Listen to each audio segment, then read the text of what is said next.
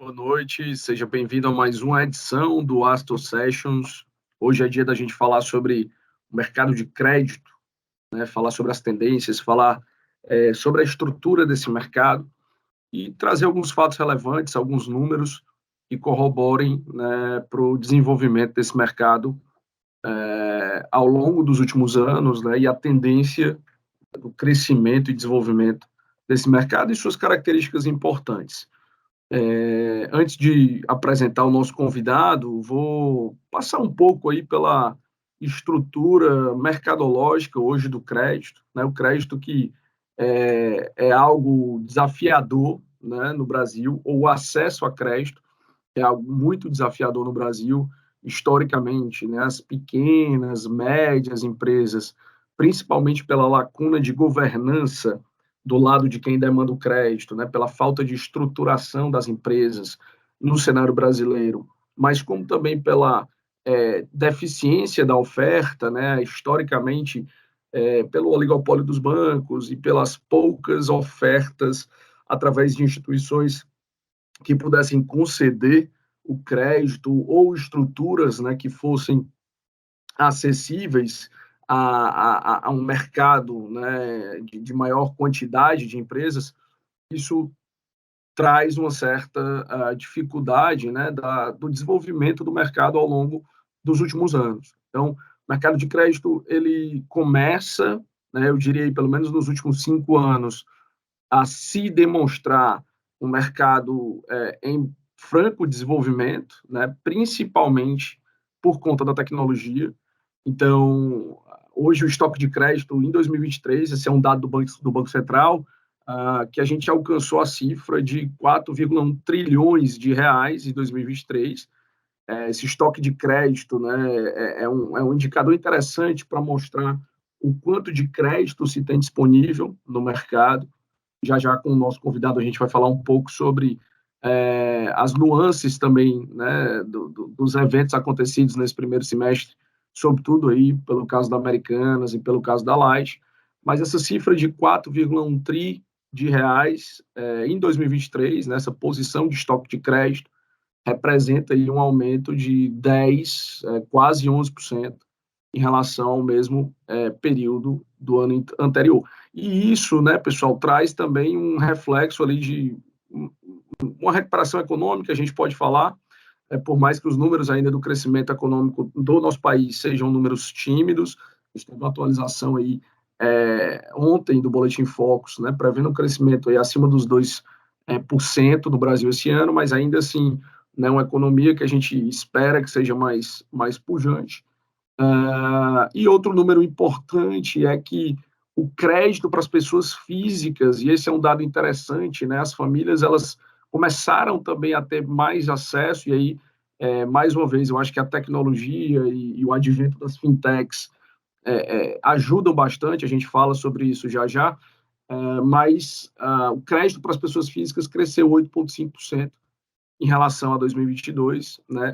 Com grande destaque aos empréstimos para as pessoas físicas, né? Então, maior ao crédito às pessoas físicas, né? Às famílias em geral, e o maior acesso a cartão de crédito também.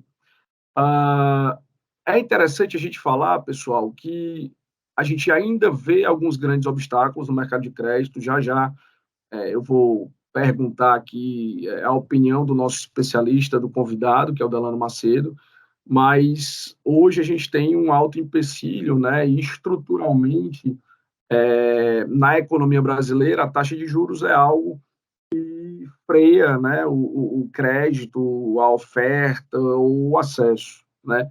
Então, é um empecilho significativo hoje, você tem uma Selic nesse patamar, e aí eu estou falando para o desenvolvimento das empresas em geral, mas assim como do consumo, né, do pilar de consumo para as famílias, a estrutura de crédito ela acaba que se torna algo inacessível ou inviável pelo custo, né, dessa dívida hoje, que aí você tem uma taxa básica de 13,75, você vai ter ali os prêmios e os spreads de quem está concedendo esse crédito, essa taxa muito provavelmente acima desse número, né, que é a base da Selic, vai chegar na ponta ali, seja para pessoa física, seja para pessoa jurídica, num valor bem maior. Então, isso viabiliza principalmente pela taxa de juros hoje do Brasil, mas que historicamente, né, em um patamar menor, ainda assim, né, é uma taxa de juros acima de patamares ali dos países desenvolvidos. Então, esse empecilho é interessante que a gente saiba, né, e que a gente entenda que o patamar dos juros prejudica. Falando sobre empresas de tecnologia, e aí, para mim, é uma das grandes justificativas, né, do crescimento do estoque de crédito e do acesso, que a gente acabou de comentar, das pessoas físicas, a pessoa jurídica, né, ao passo que as pessoas físicas ali, tanto como o estoque de crédito tem crescido, o número que o Banco Central traz é um número de 13,4% de crescimento em relação a 2022, então, obviamente, tem uma mola propulsora chamada FGI aí, depois da pandemia, né, que é o Fundo Garantidor de Investimentos, e o Pronamp, né, que foram lançados aí, então, alargaram aí essa oferta, que de toda forma também tem sido justificado o crescimento, né, enfim, uma pulverização maior dos bancos digitais, sociedades de crédito direto, os próprios FDICs, que é um pouco aí o que o Delano vai falar, em sua especialidade, né, em seu background,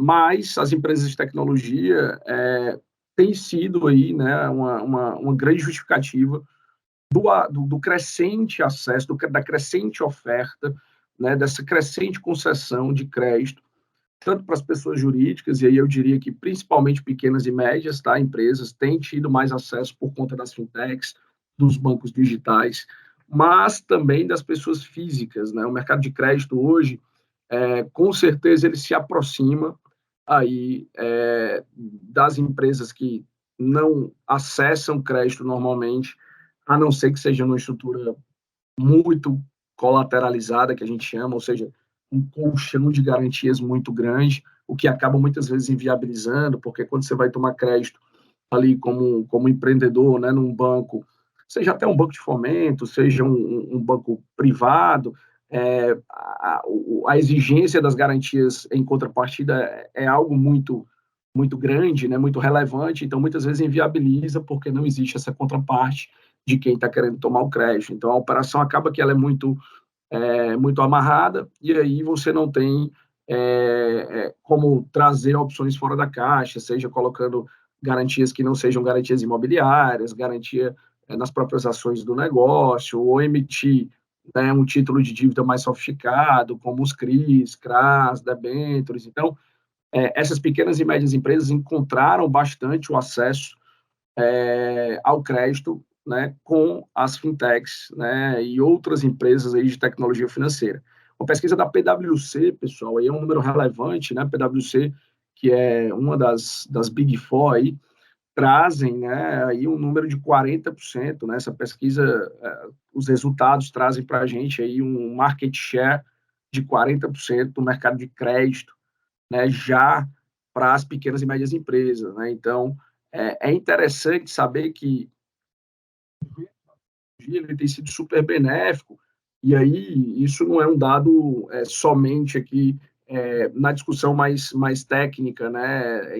Empiricamente, e não só cientificamente, você consegue perceber, você empreendedor, você que tem acesso a empresas menores, você que conhece alguém que acessou crédito aí nos últimos períodos, você tem visto aí os grandes bancos não mais serem, né, as figuras principais que concedem crédito. Então, você vai ter as figuras dos bancos digitais aí, né, oferecendo créditos de diversas formas, seja para aquisição de imóvel, né, pessoal, seja para capital de giro. Então, e aí eu posso citar alguns dos principais aqui que eu tenho visto bastante, o próprio C6, o Nubank, o Banco Inter. Então, várias dessas plataformas e até plataformas de tecnologia, né, derivadas, né, bancos digitais derivados dos grandes bancos. Você tem um próprio caso do Itaú aí, que tem se desenvolvido muito aí nessa plataforma, tanto de investimentos quanto na plataforma de banco digital. Isso tem acelerado, né, e bancarizado também mais as pessoas físicas e pessoas jurídicas, concedendo o acesso a crédito.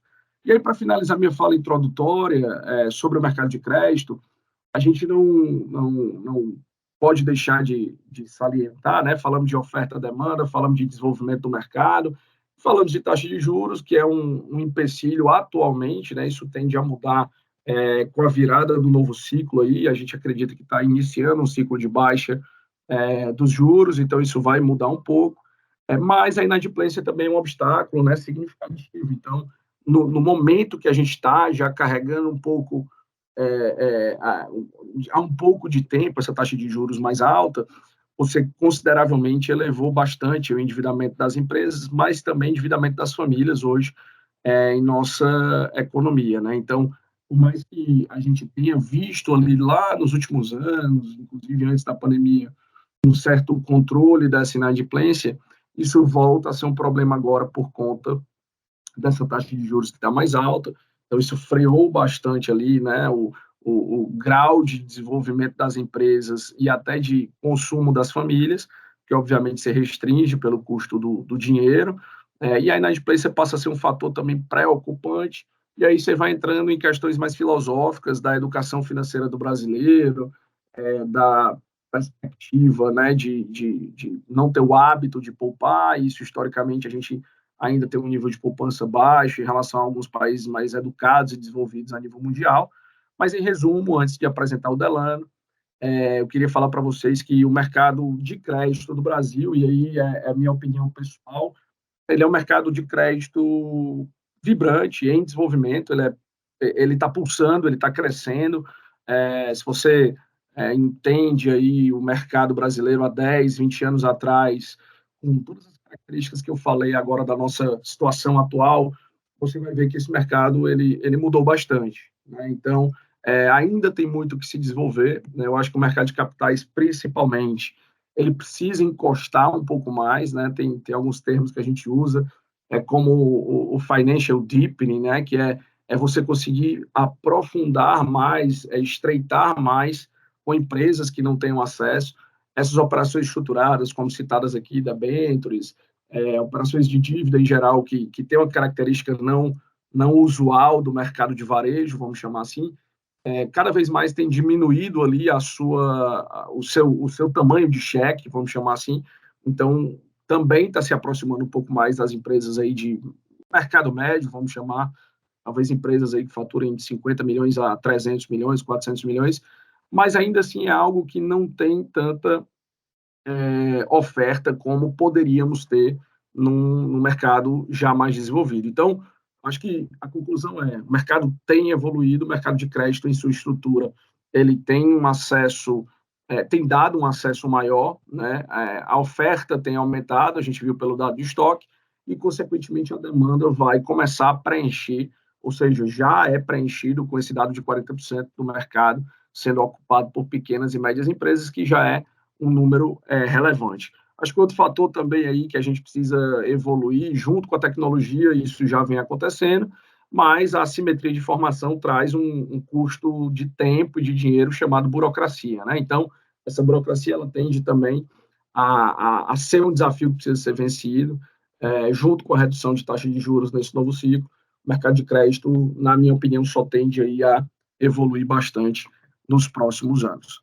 Eu gostaria de apresentar um pouco o nosso ilustre convidado, né? O Delano é um amigo pessoal, né? Um amigo já de algum tempo e uma grande referência aqui para nós no mercado do Nordeste, sobretudo aí, eu diria que por toda a vivência no mercado de capitais, é uma figura super renomada e tem alcançado aí patamares grandiosos no mercado de crédito, principalmente na gestora que ele é sócio, que é a Solis, que é uma das maiores hoje do país, não só em termos de AUM, né, de capital que eles fazem gestão, mas também em termos de produto. Temos grandes produtos aí, um dos principais produtos que inclusive a gente frequentemente tem tido na nossa seleção aqui do Family Office, que é um dos FDICs ali que performa super bem e tem uma ótima relação de custo-benefício, de risco-retorno, na nossa opinião.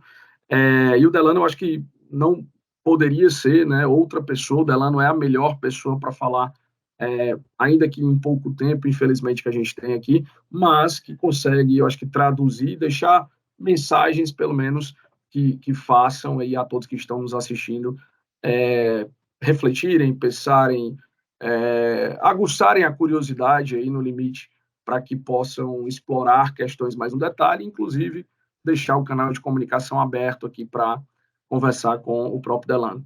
Então, Delano Macedo, formado em engenharia civil ali ainda na década de 80, pela Universidade Federal do Ceará, né?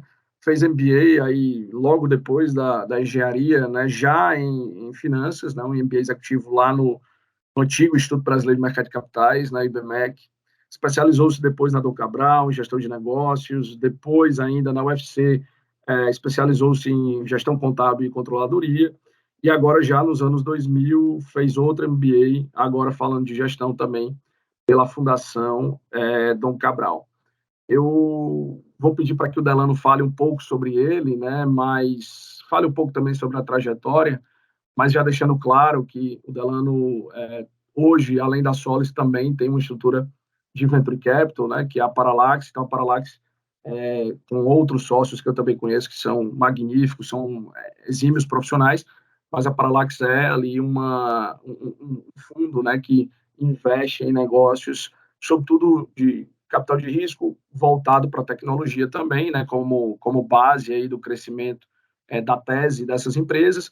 Então, mostra o quanto ele tem, né, buscado desenvolver esse mercado, fomentar esse mercado, não obstante também olhando, né, sob a ótica, né, sob o prisma aí do crédito. Então, muitas empresas passam lá pela Parallax, que tem aí correlação com o crédito, e, enfim, até tecnologias mais sofisticadas, eu sei que eles têm olhado, como blockchain, né, tokenização. Então, isso tudo muito provavelmente é a próxima revolução aí do mercado financeiro em termos de agilidade, descentralização, segurança da informação. Então, eu sei que tudo isso está relacionado. Então, é um profissional aqui que a gente está trazendo para bater um papo que não está apenas olhando para o trivial, para o tradicional e tentando melhorá-lo, né? Também tem um viés aqui de disrupção que eu acho que traz muito, agrega muito, desenvolve muito o nosso mercado, e principalmente por ser local, ser oriundo aqui do Nordeste e fazer o Nordeste se desenvolver, né, junto com os grandes empreendedores que a gente tem aqui no Ceará e no Nordeste inteiro, e as grandes empresas, os grandes negócios, com a grande economia que a gente está formando. Delano, como é que você traz aqui para o nosso público a sua visão, né, de como se deu aí a história do desenvolvimento do mercado de crédito e como você enxerga também as tendências aí que são provavelmente aí fatos que, na sua opinião, irão acontecer nos próximos períodos, oportunidades que virão. Eu acho que a própria tecnologia, como mencionamos aqui na sua história, né, você também tem aí uma forte posição e relacionamento com esse mercado de venture capital pela Parallax. Então, eu vejo que a própria tecnologia, os bancos digitais, fintechs, o aumento dos FDICs, tem ajudado a desenvolver e aumentar a oferta e estoque de crédito. Então, fala um pouco para a gente aí a sua opinião sobre o desenvolvimento do crédito até então, sabendo que você está lá desde o começo, ou pelo menos há muito tempo aí nesse mercado, e o que você vê de tendência aí para o mercado de crédito no Brasil. A gente tem percebido, né, tanto o Banco Central com a agenda BC hashtag promovendo o processo de desconcentração bancária, né, tentando fazer com que um percentual menor de concentração de crédito no Brasil esteja concentrado na mão de 5, 6 bancos, né, como a gente tem hoje, né, como tem há vários anos, né. Por outro lado, a CVM, né, o xerife do mercado de capitais, também tentando trazer investidores para os produtos de crédito com uma norma nova, né, de fundos, né, no caso de FDIC, que a gente falou aqui um pouco sobre eles, a partir de outubro. Era para ter entrado agora no começo do ano, né, e foi prorrogado 6 meses, onde a CVM está testando, deixando o mercado testar o FDIC, por exemplo, que, na minha opinião, é um dos melhores produtos que tem hoje de governança, né, para risco e estrutura para prevenir problemas, inadimplência, etc., para o público em geral, né? Hoje, só quem pode investir no FDIC é o público qualificado, né, que tem pelo menos R$1 milhão aplicado, ou o profissional. São R$10 milhões, pelo critério lá da CVM.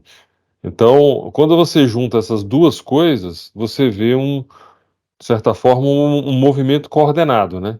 O Banco Central querendo efetivamente desconcentrar, tirar o nível de concentração, né? Trabalhando fortemente em permitir fintechs de existirem, né? Como a SCD, a CEP, né? Que é a Sociedade de Crédito Direto e a Sociedade Entre Pessoas, facilitando a possibilidade de fintechs, startups, fintechs de crédito, né, constituírem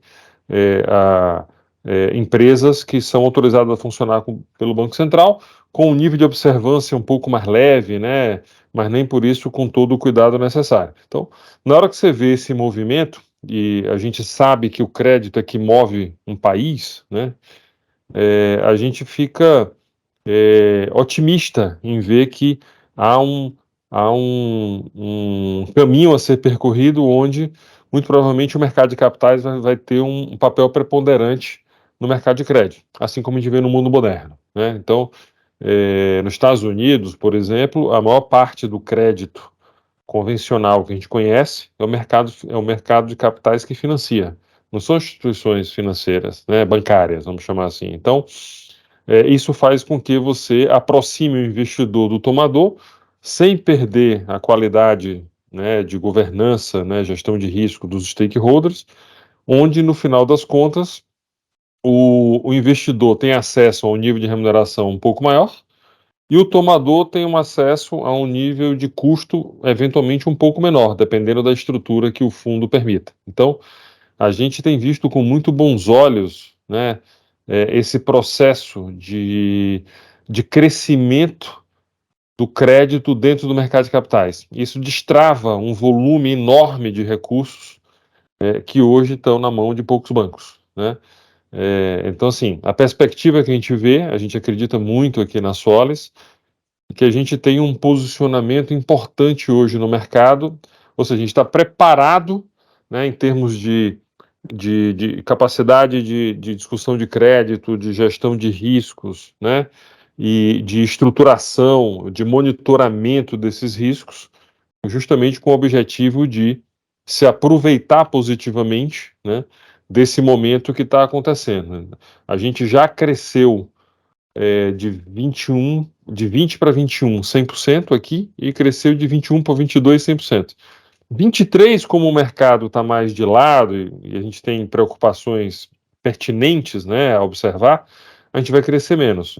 Mas nada impede que os juros caindo, né, o arcabouço fiscal funcionando de alguma forma, ou seja, a coisa se encaminhando positivamente, que a partir de 2024 a gente não tenha uma nova possibilidade de crescimento, e a gente acha que está preparado para isso. Alana, aproveitando a sua menção sobre o fato enfim, do mercado de capitais tá se aproximando, né, acho que da economia real, de fato, a tese de vocês, a missão como Solis ali de destravar, né, várias possibilidades, inclusive você mencionou aí, fazendo referência ao mercado americano, que esse crédito ele tem sido concedido não pela maioria das instituições bancárias, mas, né, mais pelas estruturadoras ou pelas assets, enfim, como produtos como os próprios FDICs têm montado e têm aproximado muito. Agora, também entendendo aí o que você ainda enxerga como trava, acho que taxa de juros foi mencionado, acho que à medida que isso for desenvolvendo agora nesse novo ciclo, isso deve destravar mais ainda, né?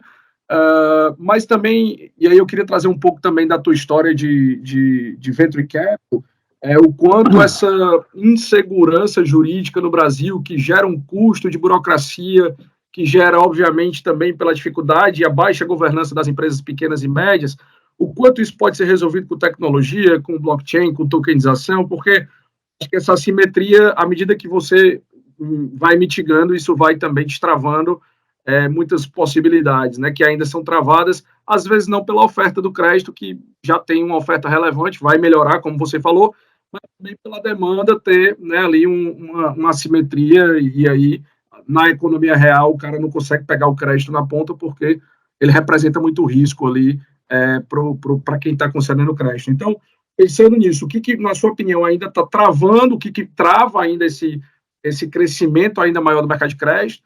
E aí, trazendo também a sua experiência de Venture Capital, né, como é que a tecnologia ainda melhora isso ao longo dos próximos anos, né? Em relação ao primeiro ponto que você colocou, assim, o nível do endividamento das famílias, que é quem puxa toda a fila, vamos dizer assim, é muito grande hoje, né? Não é à toa que, mal ou bem, sem crítica ou louvor, o governo está tentando lançar o programa Desenrola, por exemplo, né? Então, assim, eu estava conversando sobre isso esses dias com algumas pessoas de mercado. De certa forma, você tem aí questões de reforma tributária, né, reforma fiscal, reforma administrativa, ou seja, todas aquelas reformas que a gente já ouve há décadas que precisam acontecer, realmente elas seriam importantes se acontecessem. Mas, dado a situação, né, das famílias, que é quem puxa a fila, né, a família que compra do comércio, que compra da indústria, que compra dos seus fornecedores, assim, ou seja, ela que puxa a fila da cadeia inteira, eu estava dizendo que o mais importante agora tem duas visões que podem ser, na realidade nem podem ser separadas, tem que ser conjuntas, né? Uma é, como é que você dá um reset nessa situação? Como é que você aperta um botão de reset e resolve essa questão do endividamento das famílias? Ao mesmo tempo, como é que você organiza a economia para que o PIB comece a crescer, o emprego volte, renda cresça, né, acima da inflação e etc. Então, esses são dois pontos, né, que se a gente soubesse a solução, estava feito, né?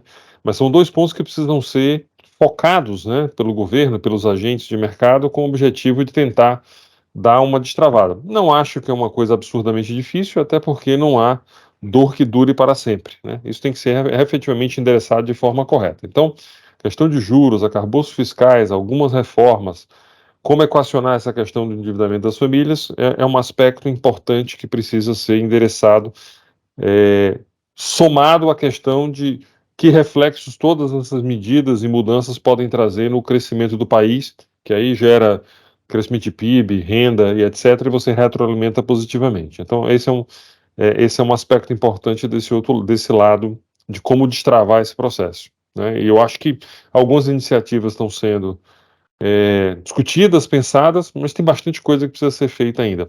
E o aspecto do juro alto, ele, ele torna mais difícil esse processo, né? Porque alguns indivíduos e empresas, a maioria dos indivíduos e empresas, eventualmente tomou até dívida pós-fixada, né? E lá atrás tomou dívida num juro real de 2%, né? Na Selic de 2%, que bateu 13,75%. E a renda real e a economia não cresceu na mesma velocidade. Então, é essa situação que está sendo que estão procurando resolver, né? Então, primeiro ponto é a redução de juros é muito importante como um aspecto crucial para esse processo desse reset, vamos dizer assim, né? Mas isso só vem com reformas e com medidas que o governo e com credibilidade. Então, esse é o aspecto. E eu costumo dizer que, dentro da visão de crédito, quando os juros sobem muito rápido, né, você tem danos, como aconteceu na economia. Mas tão danoso quanto o crescimento muito rápido e inesperado, né, inflação, juros, inadimplência que a gente viu acontecer, em alguns casos, é a manutenção dos juros altos, né, porque o devedor, a gente costuma dizer que o devedor cansa, né, ele paga a primeira parcela, a segunda, a terceira, a quarta, e na quinta ele joga a toalha. Ele é um cara sério, né, a empresa ou pessoa é séria, mas não consegue, infelizmente não consegue. Chega uma hora que o serviço da dívida consome parte da renda, ele não vai deixar de comer, não vai morar, não vai deixar de ter um teto para morar ou coisa parecida. Então, o juro é muito importante nesse processo, né? Ele trouxe danos muito grandes para pessoas físicas e jurídicas, né, nesse crescimento rápido e na manutenção. Muito difícil você repassar tudo isso, principalmente quando o PIB não está crescendo, né? E a renda não está crescendo necessariamente acima da inflação, então é muito difícil essa equação. Então, essa é uma tensão e o que precisa ser resolvido.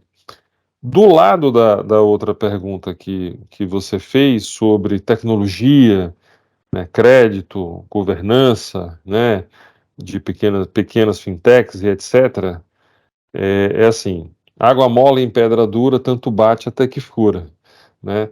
Então, o que a gente tem visto? A gente começou a investir em fintechs, né, porque o nosso foco pela Paralax é investimento em fintechs em 2017. Então, já tem alguns anos.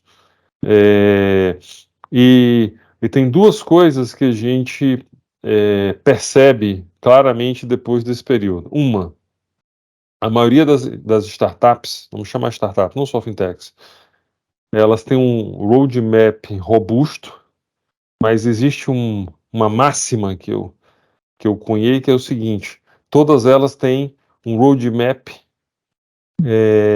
calcado e baseado numa verdade deslocada no tempo, tá certo? Então, eles sabem muitas vezes o que fazer, têm a boa intenção de fazer, mas às vezes eles vendem que já fazem o que não necessariamente fazem, necessariamente é tecnológico, ainda é manual, então não é que eles não sabem, na maioria das vezes, o que fazer, mas tem uma verdade deslocada no tempo, né? Eles estão dizendo hoje que fazem, mas não é exatamente daquele jeito. Então, essa é uma prática, acho que talvez no mundo inteiro, mas eu acho ela ruim, né? De certa forma danosa, né, para o investidor. E do lado do crédito, né, tem duas coisas que é importante comentar. Uma,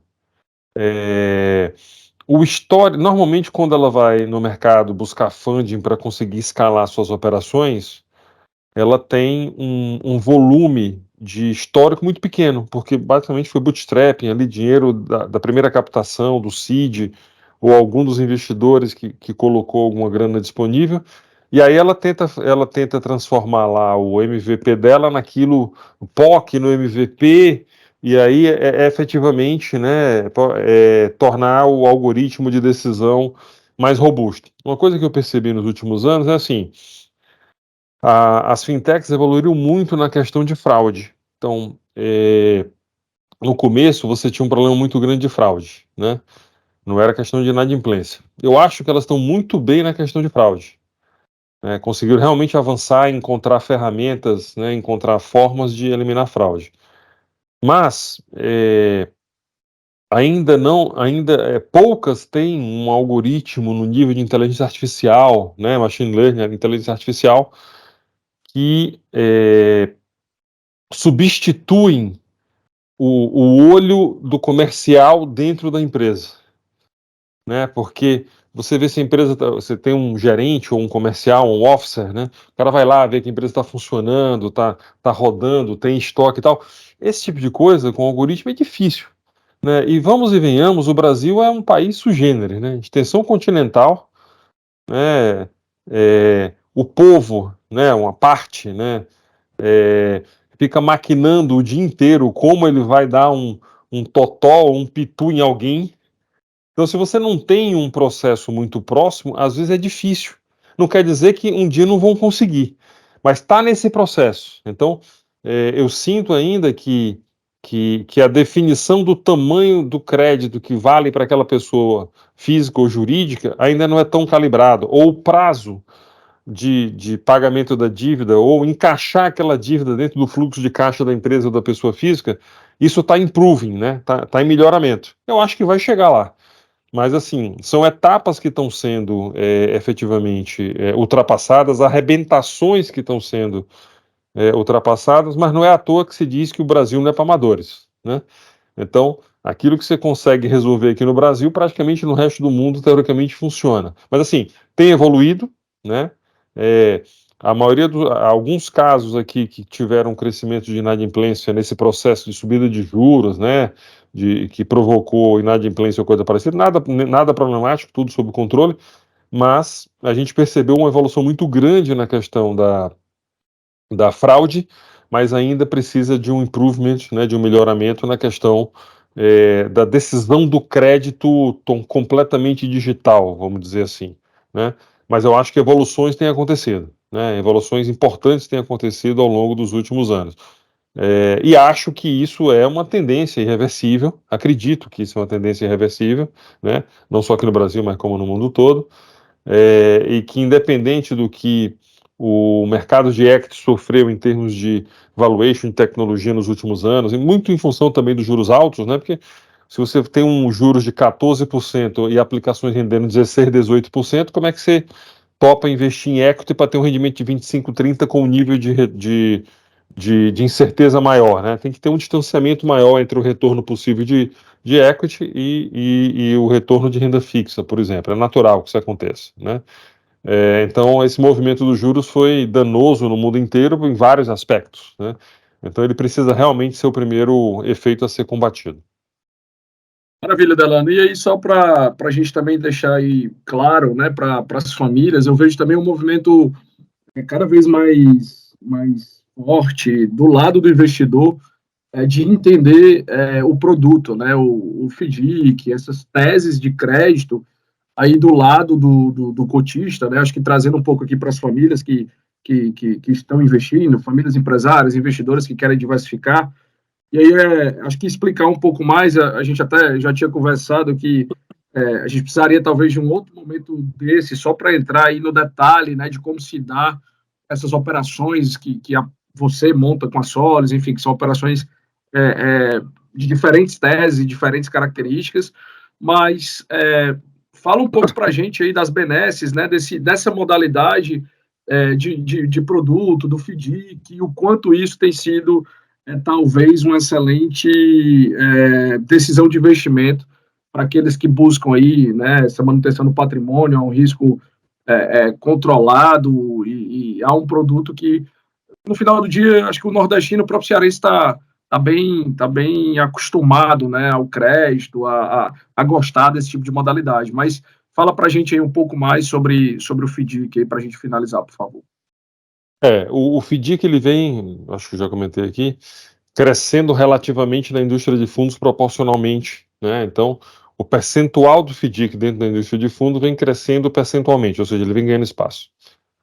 O FDIC, ao longo dos anos, ele vem se mostrando resiliente, né, na questão de crédito pelas estruturas bem montadas que vieram sendo sofisticadas ao longo do tempo. Só para ter uma ideia, em 2022 eu fiz um levantamento de todas as séries que foram emitidas um dia no Brasil de FDIC versus os FDICs que deram problema. Então, essa relação de quanto deu problema em FDIC para investidor versus o volume que foi gerado de operações, dá menos de 0,5%. Tá certo? Então, é praticamente irrisório, né?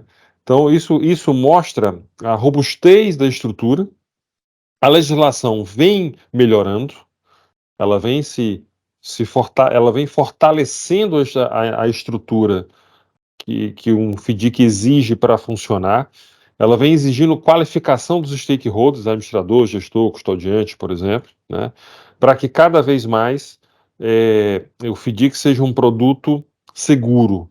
Tanto que, como eu citei agora há pouco, a CVM topou abrir a possibilidade, sob determinadas condições, né, de trazer o investimento para o público em geral, né, fazendo um primeiro teste, como já tem outras classes de fundos que o público geral pode investir, o FDIC não poderia, tá? Agora ele vai poder investir, o que mostra que a visão da CVM, da Ambima, é que a estrutura vem se provando robusta dentro das possibilidades de investimento, né? Então, na nossa história, a gente já estruturou mais de 150, 180 FDICs, né? Então, é uma expertise importante, né?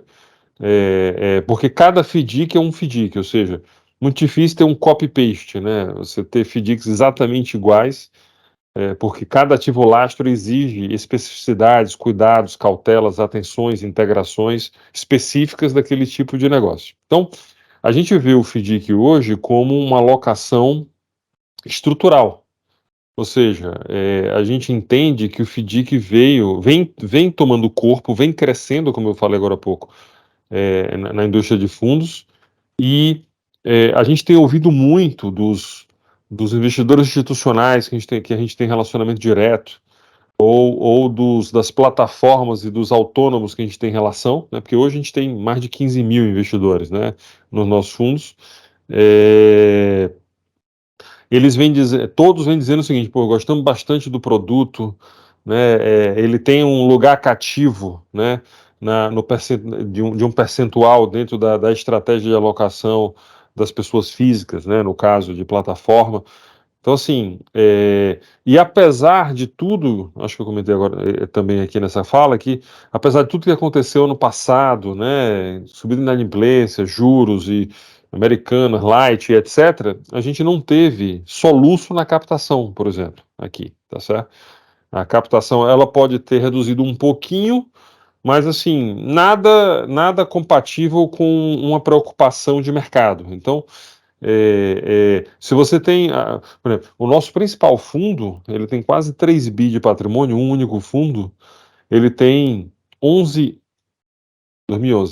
anos de existência, completou agora em abril, nenhum mês negativo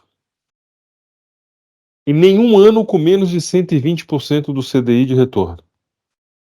É um histórico de 12 anos. Né? O que aconteceu nesses 12 anos aí, que se for voltar atrás, de problemas, de impeachment, de economia, de etc., né? Lava Jato e tudo que aconteceu. Então, isso é uma prova, né, que bem feito, o FDIC entrega retorno consistente com risco adequado. E saiu até uma matéria que a gente publicou recente no LinkedIn, onde apenas 1% dos 57 mil fundos que existem no Brasil tem mais de 10 anos. 1%. E o nosso fundo tem 12 anos, por exemplo. Então, repito, um trabalho bem feito, ao longo do tempo, com a ajuda da CVM e Anbima, melhorando a regulação, a autorregulação, divulgando e desmistificando o produto no mercado. E com a última mudança agora, que entra a partir de outubro, para público em geral, a gente acredita que FDIC veio para ocupar um espaço dentro da alocação, né, dos investidores, famílias, empresas, né, constante, pelo nível de retorno mais robusto que ele traz, com a segurança adequada. Delano, muito obrigado pela sua participação. É um prazer imenso recebê-lo e ouvir aí toda a sua, enfim, história, sua opinião, seu ponto de vista sobre um mercado tão importante e que eu sei que você domina muito bem, né? Então, com certeza foi um momento super válido aí para todos que estamos aqui assistindo com você, sobretudo os parceiros da Astor, as famílias, clientes, né? E, obviamente, a gente vai ter que conversar mais vezes, porque eu sei que tem muito a explorar e tem várias derivações aí desse tema que a gente está conversando que podem levar a outros momentos separados, só para a gente falar sobre temas específicos e secundários ao tema do crédito, tá? Encerramos aqui mais um Astor Sessions. Aguardo vocês aí na próxima sessão, no mês de julho, e espero aí que todos tenham uma excelente semana e um excelente fim de semestre, né, que a gente possa ter concretizado aí os planos e resultados aí até a metade desse ano de 2023. Muito obrigado, boa noite.